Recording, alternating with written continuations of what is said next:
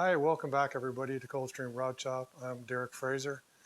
Going to talk tonight about the body fill that we're doing to the cab. On the last episode I talked about epoxy priming the whole cab, and then on the inside where any of the welds or the seams were, I applied seam sealer.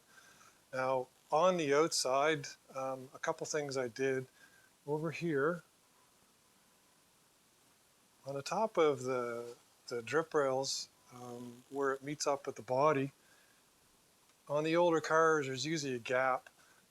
One of the tricks people use is we use a marine two-part epoxy, mix it up, tape it off, and basically push it inside this little gap.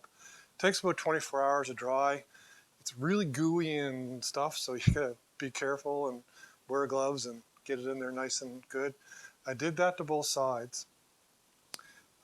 The next thing I did was anywheres on the body where I had weld seams or did up little holes or whatever, the first thing I applied was a fiberglass based body fill.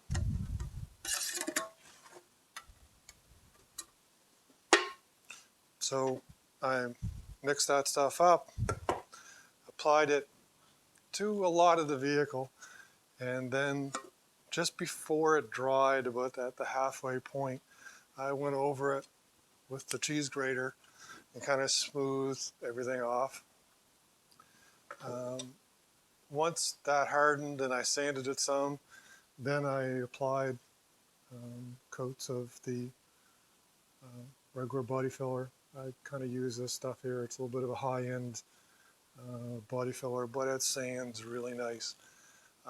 Took many coats of going over it and smoothing it. In order to smooth it, I used the biggest block that I could. So I've got these Dura blocks that I use.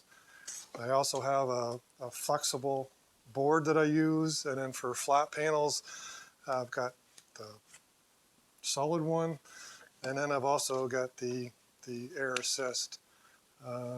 So depending on where I'm at and what I'm trying to flatten, like the back of the panels, everything on the back here and across the entire top has been sanded with 40 grit.